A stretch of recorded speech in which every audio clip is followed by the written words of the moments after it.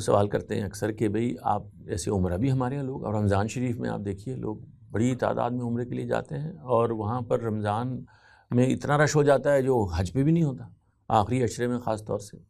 تو وہاں یعنی لوگوں کے لیے بڑے مسئلے بن جاتے ہیں۔ تو اب لوگ یہ بھی کہتے ہیں کہ بھئی آپ لاکھوں روپے عمرے پہ بھی خرچ کر دیتے ہیں، اور دوسری طرف سماج میں اتنی غربت ہے،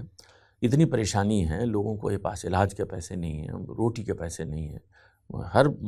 ملک میں، یعنی خود تو خود سعودی عرب میں بھی لوگ کہتے ہیں، وہاں پر بھی کچھ جگہیں ایسی ہیں جہاں پر بڑی غربت پائی جاتی ہے، لوگ جو دور دراز رہتے ہیں صحرا میں۔ تو یہ ہم مسلمانوں میں یہ بات بڑی غور طلب ہے کہ تو توجہ دلائی جائے لوگوں کو کہ آپ یعنی ہم عبادت کم کرنے کو نہیں کہہ رہے، لیکن اس کی گرانی سے یہ پہلو پیدا ہو رہے ہیں جس میں ایک آدمی دیکھتا ہے کہ یہ اپنے عمرے حج پر لاکھوں خرچ کر دیتے ہیں اور میرے گھر میں روٹی نہیں ہے، بجلی کا بل میں نہیں دے سکتا۔ تو یہ بھی انکریج کرنا چاہیے میرے خیال میں دینی علماء کو کہ لوگوں کی بنیادی ضرورتیں پوری کرنا یہ بہت بڑی نیکی ہے۔ اور ایک شخص خواہش رکھتا ہے پوری کہ میں عمرے پہ جاؤں، اور وہ کہتا ہے میں عمرے کے یہ 10 لاکھ روپے یا 5 لاکھ روپے جو ہیں یہ میں نے مختص کر دیے، میں اپنے محلے کے غریب لوگوں کے بجلی کے بل دے دوں گا۔ ابھی اب یہ بات کر رہے تھے، آپ بھی بات کر رہے تھے، تو میرے ذہن میں آ رہا تھا کہ جیسے ہمارے ہاں ابھی قربانی کا دن آ رہا ہے، تو ایک ایک گھر میں کتنے جانور ذبح کیے جاتے ہیں۔ یعنی میرے محلے میں ایک صاحب ہیں، ان کے ہاں کوئی 10-15 بکرے، 7-8 گائے ذبح کی جاتی، تو اتنا بڑا وہ ہوتا ہے، اور سارا اور گوشت جو ہے نا وہ پھر تقسیم کرتے ہیں وہ بڑے۔ تو مجھے یہ ہمیشہ یہ لگتا ہے کہ بھئی قربانی عبادت ہے، میں نے اپنے خدا کے حضور جان کا نذرانہ پیش کرنے کا ایک علامتی اظہار کیا ہے حضرت اسماعیل علیہ السلام کے واقعے کے تسلسل میں، یہ ادا ہو جاتا ہے ایک جانور قربان کرنے سے۔ یہ جو باقی ہم کر رہے ہیں، اور اس میں خیر احناف کا جو نقطہ نظر ہے، فقہی نقطہ نظر ہے، اس کا بھی اس میں رول ہے کہ جو بھی صاحب ہر فرد جو کو کرنی ہے جس پر واجب ہے، جس پر واجب۔ تو لیکن یہ کہ یہ خیال آتا ہے ذہن میں کہ یہ جو روپیہ ہے یہ کیونکہ اب میں یہ دیکھتا ہوں کہ یہ جو پرابلم ہے نا ہمارے ذہن میں آتا ہے کہ لوگ گوشت کھا لیں گے عید والے دن، تو یہ ایک تحریک بنتا ہے کہ بھی قربانی کی جائے گی تو کچھ غریبوں کو، یہ ٹھیک ہے، یہ ایک حد تک تو یہ بات ٹھیک ہے، لیکن یہ جو ساری ایکٹیویٹی ہو رہی ہے اس کے نتیجے میں وہ جو آپ جن چیزوں کی طرف اشارہ کر رہے ہیں کہ بہت سارے لوگ ہیں جن کی جینون محرومیاں ہیں، اور بچوں کی تعلیم کے مسئلے ہیں، علاج کے مسئلے ہیں، اپنی روز مرہ کی ضروریات کو منیمم لیول پر پورا کرنے کے مسئلے ہیں،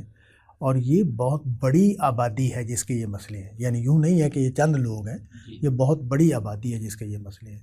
تو اس کی ضرورت ہے کہ ہمارے علماء کی طرف سے یہ بات آئے کہ بھئی آپ عبادت کو کریں،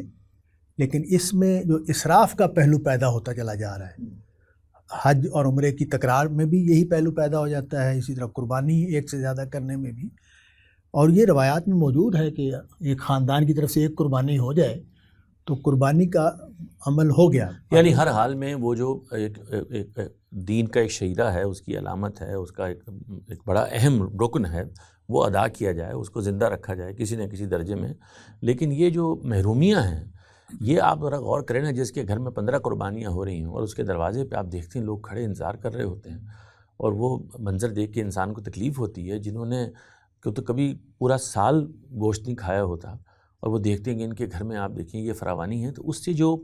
محرومی کا احساس دو چند ہوتا ہے، اور جو نفسیاتی مسائل پیدا ہوتے ہیں ہماری سوسائٹی میں تو سمجھتا ہوں کہ یہ جو وائلنس ہے، لوگوں کی طبیعت کی تیزی ہے، ایک نفرت ہے، ایک اور محبت کی کمی ہے، باہمی تعاون کی کمی، بہت بڑی وجہ یہ ہے۔ شاہد صاحب آپ کی کیا؟ جی، میرے خیال میں 2 باتیں میں اس گفتگو میں کہنا چاہوں گا۔ ایک تو یہ کہ یہ فرق واضح رہنا چاہیے کہ عبادت کی جتنی بھی اقسام ہیں وہ میری ذمہ داری ہے، مثلاً اس میں نماز پڑھنا ہے، ذکر کرنا ہے، روزہ رکھنا ہے، صدقہ خیرات اور زکوٰۃ دینا ہے۔ اسی طرح قربانی ایک الگ سے ایک عبادت ہے۔ ایسا نہیں ہونا چاہیے کہ قربانی خیرات کی نظر ہو جائے، اور یہ بھی نہیں ہونا چاہیے کہ خیرات قربانی کی نظر ہو جائے. بالکل ٹھیک. دونوں چیزیں. ایک تو یہ بات. دوسری بات یہ کہ پاکستان کا جو انسان ہے، مسلمان ہے، اس کے ذہن میں دین صرف نام ہی ان چیزوں کا ہے. نماز پڑھ لی، روزہ رکھ لیا، قربانی، حج پہ چلے گئے، اور کئی مراسم اور شعائر ہیں، ہاں، ان کو اصل دین سمجھتے ہیں، جس کی وجہ سے ان کی دوسری چیزوں پر توجہ نہیں رہتی. یہ بڑی صحیح بات آپ نے کی کہ جو اس کا حکمت کا پہلو ہے، یا ہماری جیسے تعلیم دی گئی ہے کہ اس میں تو اصل میں کچھ اعمال ہیں جو انجام دینے. مجھے یاد ہے کہ جب میں حج کرنے گیا تو وہ ایک احساس بڑا شدید، اس طرح جلدی عمر میں کر لیا تھا، تو یہ اس وقت تک سیکھا نہیں تھا اتنا کہ بھئی ایک فرض پورا کرنا. یہی جذبہ کچھ جیسی تنخواہ وغیرہ ملی شروع دنوں میں تو سوچا چلے جائیں. یہ نہیں جاننے کی کوشش کی کہ اس کا کوئی مقصد بھی ہے، اس کے جو مختلف فرض کیوں کیا گیا، یہ کیوں فرض کیا گیا، مجھے اس سے میں اس کو کیا لے کے گھر واپس آؤں گا،